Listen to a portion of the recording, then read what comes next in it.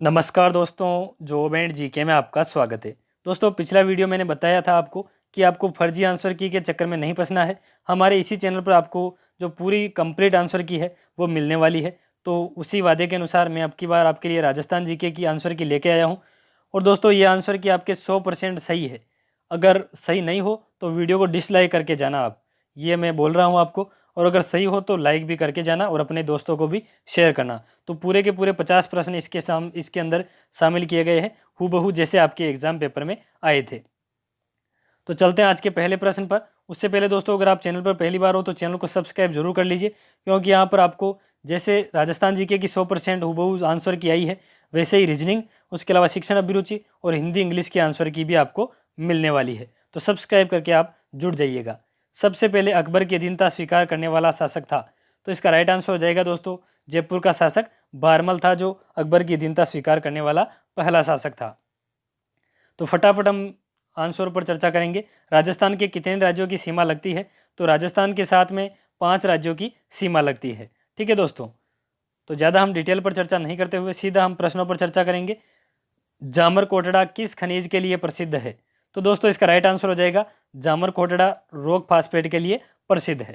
ठीक है दोस्तों, रॉक फास्फेट के लिए प्रसिद्ध है। रामसागर वन्य जीव अभ्यारण्य कहाँ पर स्थित है? तो इसका राइट आंसर हो जाएगा रामसागर वन्य जीव अभ्यारण्य धौलपुर में स्थित है। अगला प्रश्न है दोस्तों, जनगणना 2011 के अनुसार राजस्थान में न्यूनतम साक्षरता वाले जिलों का समूह है। तो इसका राइट आंसर हो जाएगा दोस्तों आपके जालोर और सिरोही। ठीक है दोस्तों, जालोर और सिरोही में आपकी न्यूनतम साक्षरता है। भारत के क्षेत्रफल में राजस्थान का कितना प्रतिशत हिस्सा है? तो इसका राइट आंसर हो जाएगा दोस्तों 10.41%। वैसे तो एग्जैक्ट आता है, लेकिन आपके ऑप्शन में 11% था, तो ये ही इसका राइट आंसर हो जाएगा। और दोस्तों, ये पूरी की पूरी पीडीएफ आपको जो अपना टेलीग्राम चैनल है इसी नाम से जॉब एंड जीके, उसके ऊपर कुछ ही समय में उपलब्ध हो जाएगी। तो वहाँ पर ज्वाइन करके आप इस पीडीएफ को ले सकते हैं। 1857 की क्रांति की राजस्थान में कहाँ से शुरुआत हुई थी, या केंद्र कौन सा था?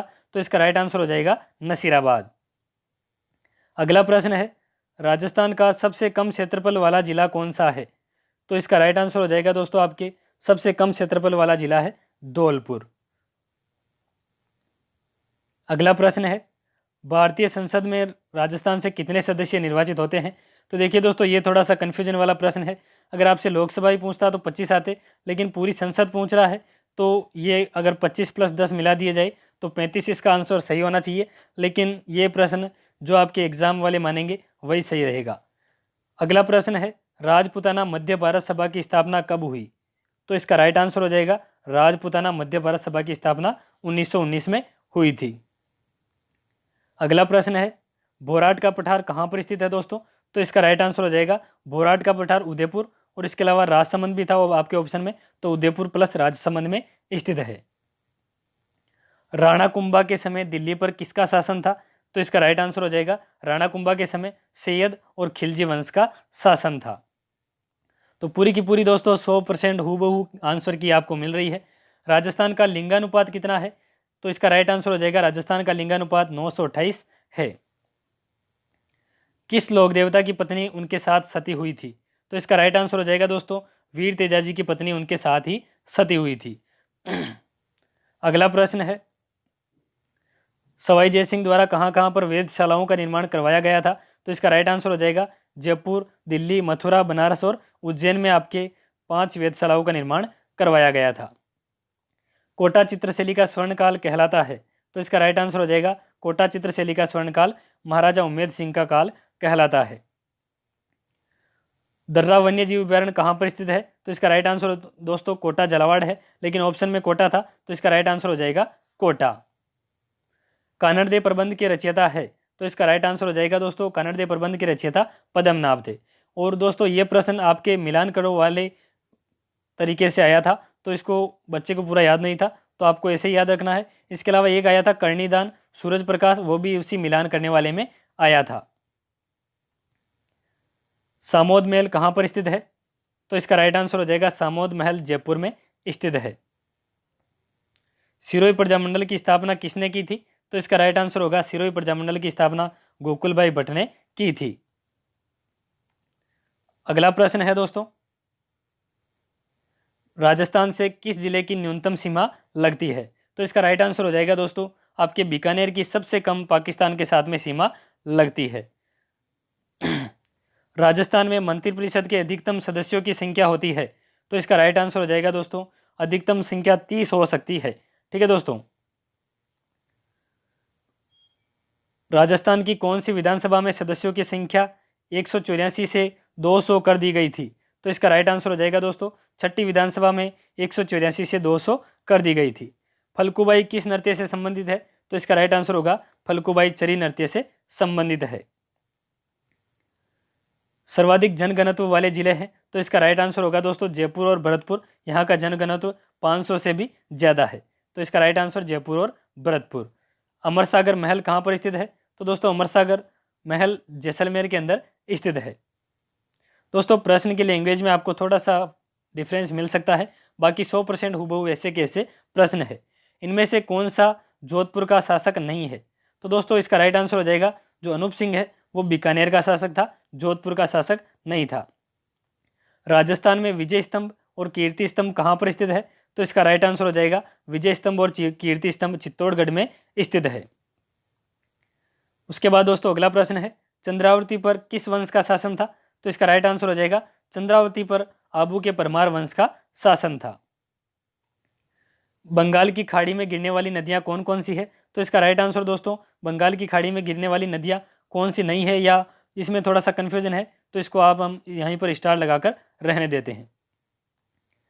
भील जनजाति कहाँ पर सर्वाधिक निवास करती है? तो दोस्तों ऑप्शन में वैसे तो जिला तो उदयपुर है, लेकिन ऑप्शन में आपसे क्षेत्र पूछा गया था, तो इसका राइट आंसर हो जाएगा दक्षिण भाग में भील जनजाति सर्वाधिक निवास करती है।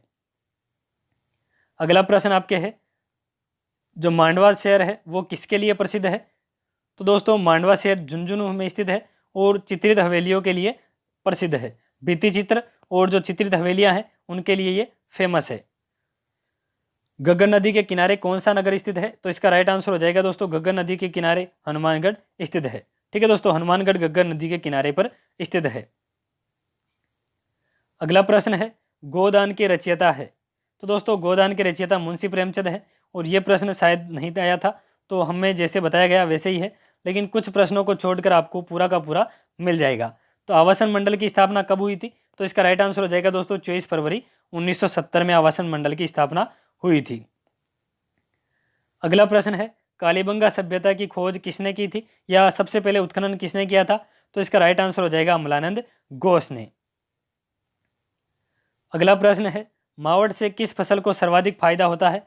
दोस्तों वहां पर प्रश्न इस रूप में नहीं था, वहां पर प्रश्न था कि मावट से किस फसल को फायदा नहीं होता है। तो मावट से आपको पता होगा रबी की फसल को फायदा होता है, और वहां पर ऑप्शन में था कपास, तो कपास को फायदा नहीं होता है, तो इसका राइट आंसर होगा कपास।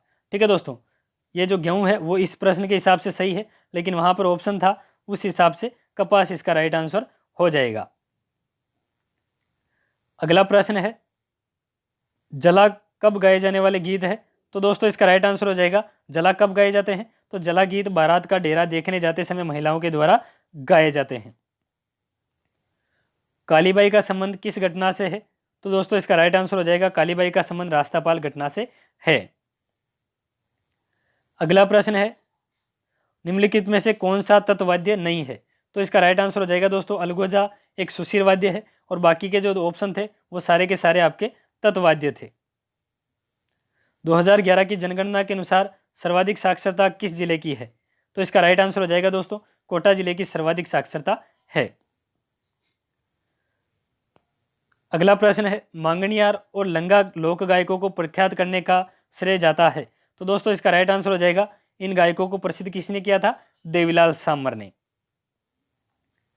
शेखावाटी की गुलिस्ता पांडुलिपि को चित्रित करने वाला बलदेव किस चित्रशैली से संबंधित था? तो इसका राइट आंसर हो जाएगा दोस्तों अलवर शैली से ये संबंधित था। अगला प्रश्न है भारतीय प्राचीन लिपिमाला के लेखक है? तो इसका राइट आंसर हो जाएगा भारतीय प्राचीन लिपिमाला के लेखक गौरीशंकर हीराचंद ओझा है। रणकार के लेखक कौन है? तो इसका राइट आंसर हो जाएगा दोस्तों रणकार के लेखक जितेंद्र कुमार सोनी है।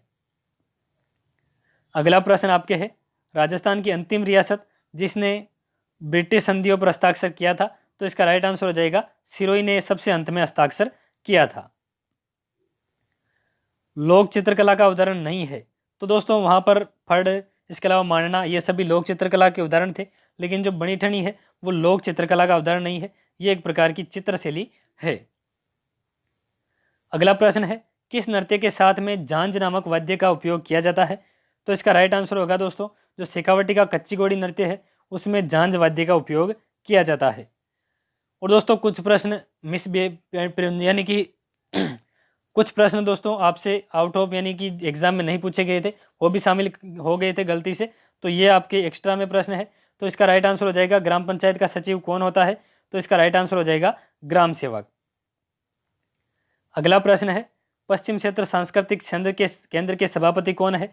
तो दोस्तों इसका सभापति होता है राज्यपाल, और वर्तमान में राज्यपाल है कलराज मिश्र। नरमा किस फसल की किस्म है? तो दोस्तों इसका राइट आंसर हो जाएगा, नरमा कपास की एक किस्म है।